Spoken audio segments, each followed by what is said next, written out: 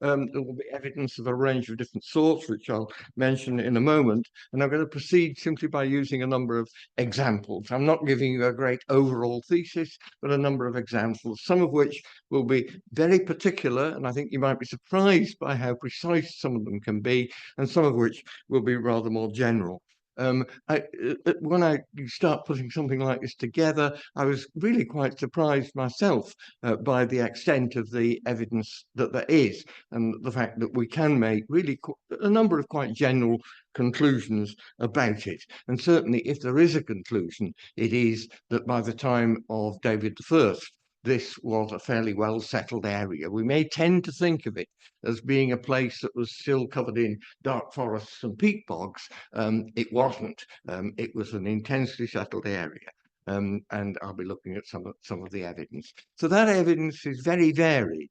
And it's one of the great advantages that we have now, is that we have this, for example, the scientific, geomorphological, climatic, paleobotany, and so on evidence, as well as the more obvious documentary evidence, place names, cartographic evidence, and also archaeological upstanding evidence and natural features, some of which we'll actually be looking at, and we can be able to see how they've been managed and the interaction of those with human activities.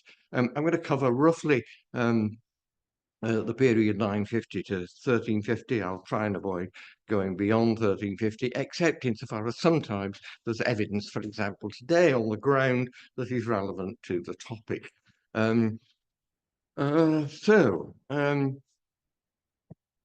Right. There are, as I said, quite a number of misperceptions. I'm hoping that people are hearing. Is that reasonably okay? I was having difficulty with some of the early speakers, but even with my hearing aids, I see a hand that it's okay. That's a thumbs up. Is it super? Thank you. Okay. Common misperceptions, in spite of plenty of evidence and published evidence indeed to the contrary, is that, for example, the karstlands were entirely covered with dense peat bogs. They weren't. The dry field, and that's the land between the Kars and the Muir, was covered in extensive dense forests. No, it wasn't, and what there was being diminished by the time that we're talking about, and the population was sparse and much uncultivated. It's worth just sort of thinking about the establishment of the town itself, which hasn't been mentioned very much so far. But it was very much created within the context of an agricultural landscape. The King's Park itself was carved from the royal domain in the period around 1164, 1174. In other words, there was a royal domain, land farmed for the support of the castle in the vicinity. Very importantly, and I'll come back to that idea of the setting of the town in a few slides' time.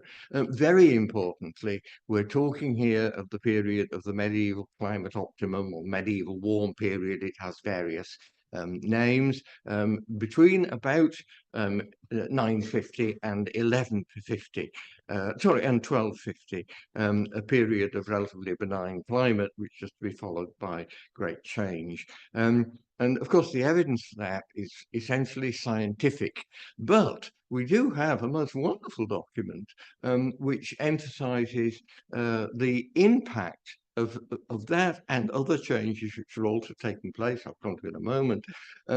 An agreement, it must be dated about 1150, about the distribution of teens, and teens, that's a tax usually payable in grain on arable land and used for the support of the church. I'll be mentioning teens again later, so I want to just explain it to those of you who are not familiar with it.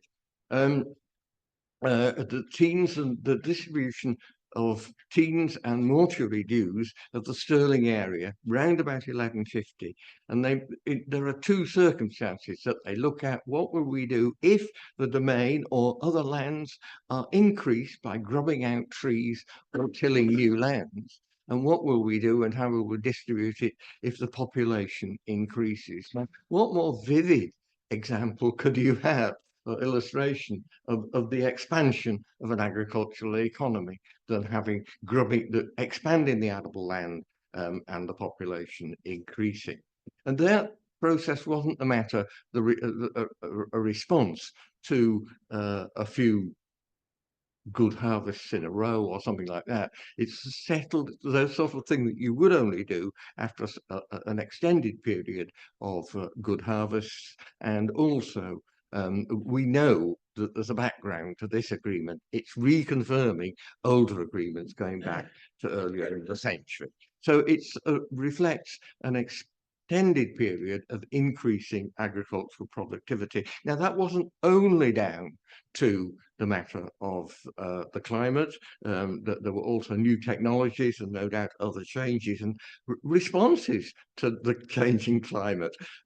Very important, there were new forms of ploughs, the horse collar was introduced, and that makes your horse a much more effective tractor, because and horseshoes, these very simple things. It gives your horse better grip and so makes it into a more efficient puller of the plough or whatever it is. So very important, and all those things are going on at the same time. Now, if we do look at the borough and the locality, very importantly, shortly after the establishment of the borough, you have the creation of the King's Park, which, as I said earlier, is carved out of the domain, the boundaries of the King's Park. Now, that is the modern boundary, and it corresponds, it goes off behind the ridge of the hill. It corresponds to the parish boundary, attesting to the antiquity of the King's Park, as I say, carved from royal domain. We know that the borough, from a very early stage, had lands on the north side, so between the town and the river.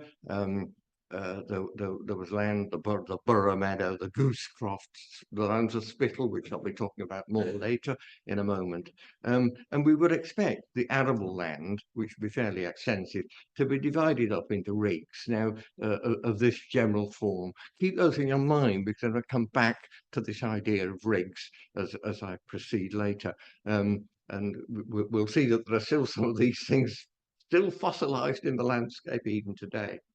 That they're shadows. So lands such as Raploch, for example, we know was arable by the 14th century and would have been divided in this sort of way. This is Southfield, which is now buried in the southern suburbs of the town.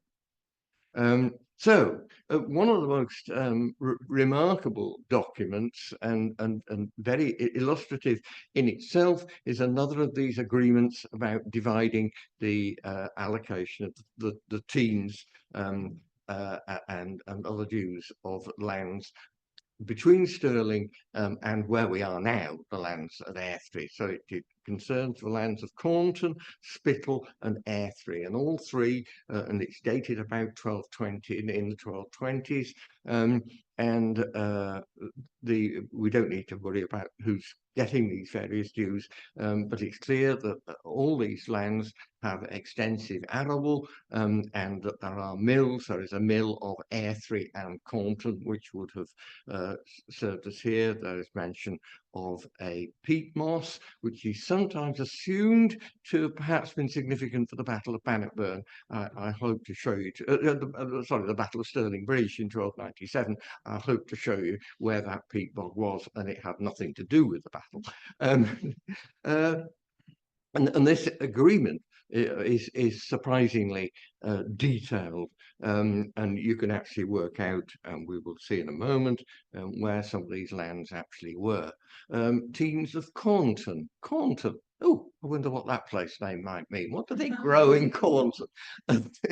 And so and you see quite a detailed description of teens of the grain and fishing of Airdrie and Cornton from the head of the causeway, still there, in essence, near the hospital, and Spittle Hill is the land between us and the road over there. So it's that land there. The teens of the hospital between the hospital, of course, is what gives Spittle its name. And importantly, the lands of Spittal were a part of the borough. They were part of the lands associated with the borough. So, in fact, by a happy chance, the borough boundary still followed in a legalistic sense at least, still followed the old boundary at the time of the first edition Ordnance Survey. So the lands of Spittal, which actually the southern part was the area around Wallace Street so Tesco supermarket in the town, and it then spread very unusually to the north side of the river. So here is the boundary coming up there to the river. It's above the bridge, as you see. It crosses the river and goes out up there. So it's west of the causeway, and then over here it comes up there. And now you'll see where this actually is in the one. So Causeway Head is here, and it comes up through and takes in Spittal Hill and back down there. So it's an unusual plot of land. And so, but that's the bit to concentrate on that we're going to have a look at in a moment.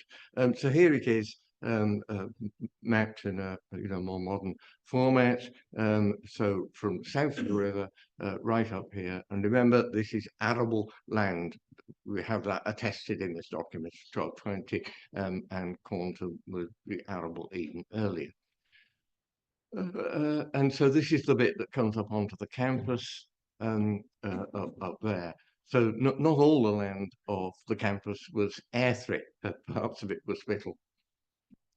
So here we are looking back down from over near the monument onto the lands over there. So that you have Cornton would be over there.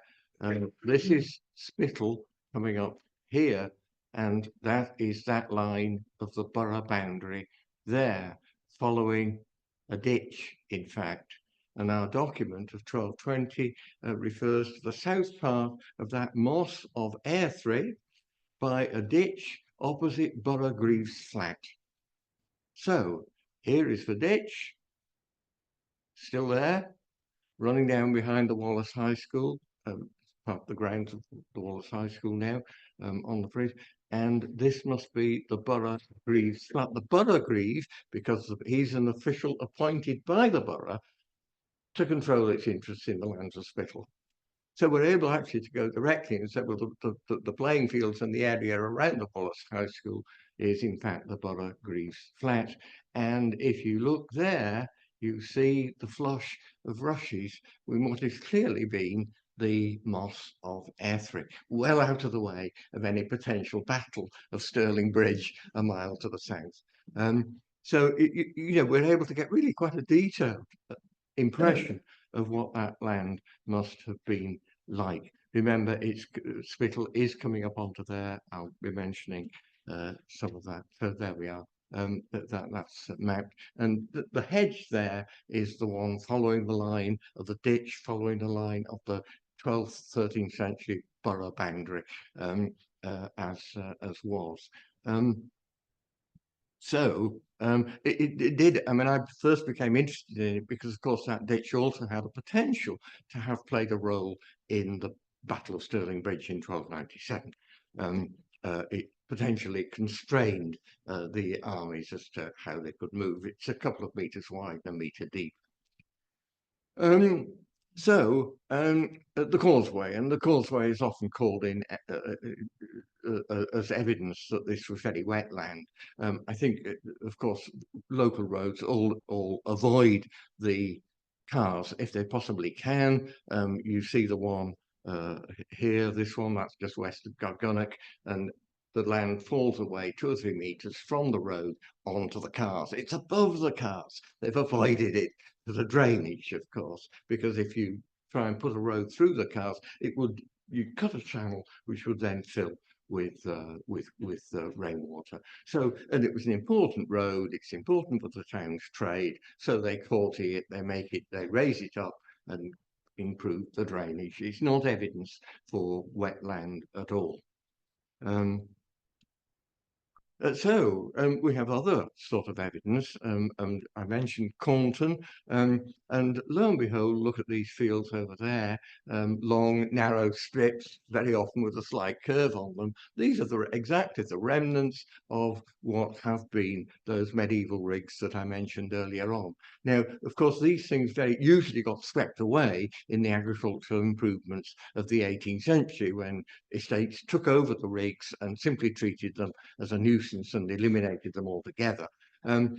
Cornton has an unusual history. It had been royal land in the 13th, 14th, up to the 16th century, but then it was feued or sold off in lots which would continue to respect the old rigs, and so they become frozen in the landscape as property units. That's how they come to survive in the Cornton area. Some of these fields still exist today. I think we have a slide. Yes, here we are. Here's one just to the west of the prison. And you see the curving hedge. The hedges, of course, only come much later. They're early 18th century hedge. The area was being hedged.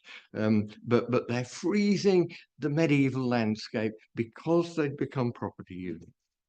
So, more generally about the cars, the very fact that a number of medieval abbeys depended heavily on the lands of the cars for their wealth should be sufficient evidence that it was not all covered in peat bog. It was being used. It's generating revenues for those abbeys and monasteries. And also another very important point, people tend to think of the cars as being flat, but in fact there's quite a number of rises and dips and sinuosities and so on down there. You see there, that's east of Canvas Kenneth village, and there's quite a steep slope, 2 or 3 meters, falling to the lowest cars levels. But all the cars levels, apart from very limited areas of the very lowest levels,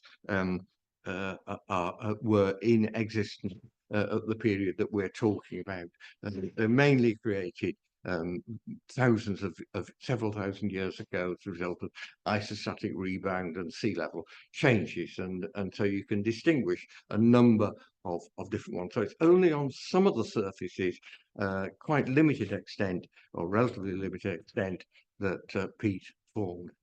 A particularly nice example, in fact, is Sciorch moss, mentioned in a charter by Robert the Bruce in the very early 14th century, and he gives the privilege of cutting peat in Sciorch moss to the people of Stirling. And Sciorch moss was just east of the Bannockburn, so the village of Bannockburn would be back here, and that's the Bannockburn running down there. And Sciorch moss was in this area. In fact, that settlement there is Moss Side. That settlement is Risk, and those are both place names which are indicative of the proximity of wet land. It's only about 1700 that Sciorch moss was worked out. The people of Stirling had used it for their fuel for hundreds of years. It worked out, and they have to go even further from the town to Western Moss. And we know from that document I talked about earlier on that Airthry Moss was already being worked. Now, people are already not only finding a landscape before them, they are altering the landscape, even in the 12th and 13th centuries. Similarly to the west, there's good evidence, and all this stuff's been published. The peat mosses never covered the whole of even the western karstland, and it is largely due to, in the west, we can say, the different types of soil greatly influenced the ways in which peat formed, and the subsequent story of how the peat was cleared. Woodland, again, there's been this widespread impression that there were dense forests, wildwood, very extensively, perhaps particularly in the dry field between the Cars and the Muir. All the evidence is that these woods were in fact managed by this time. It was not wildwood, and that they were very definitely limited in extent.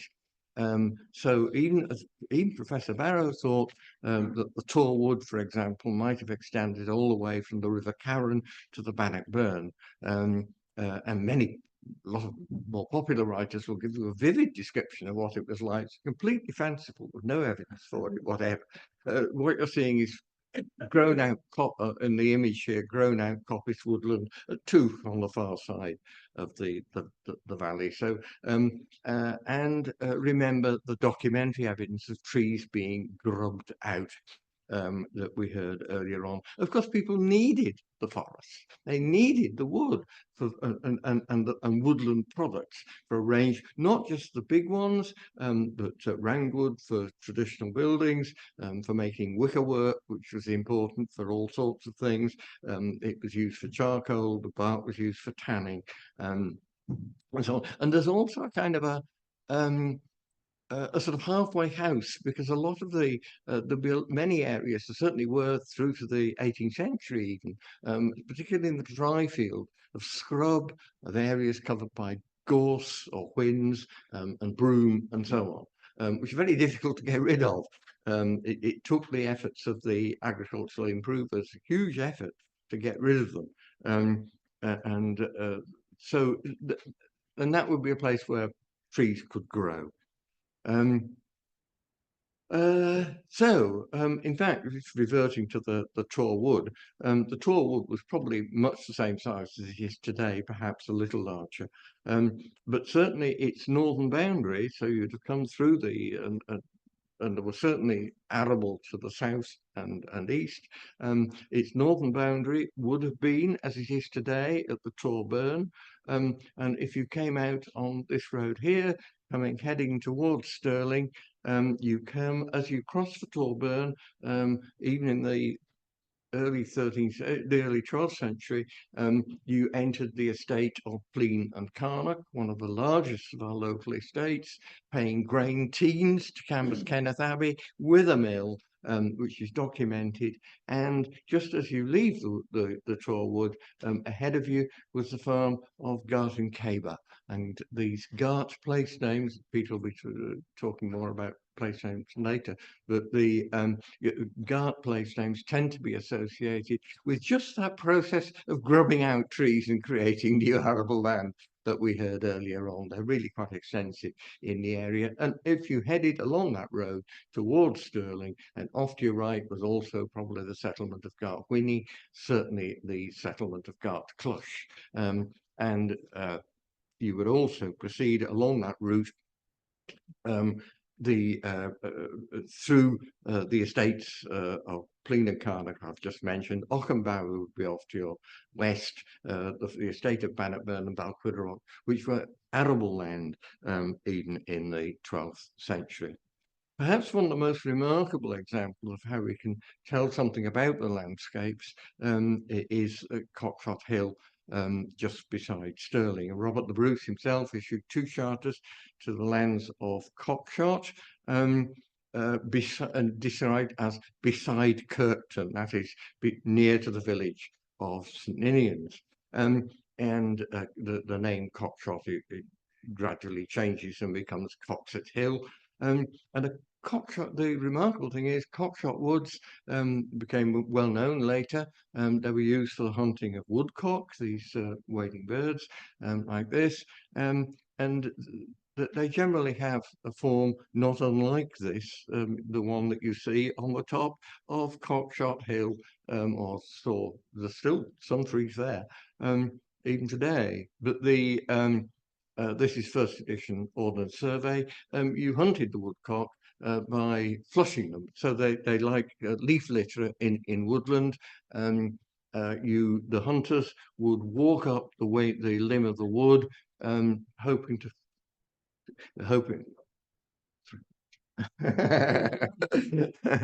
hoping to flush the woodcock.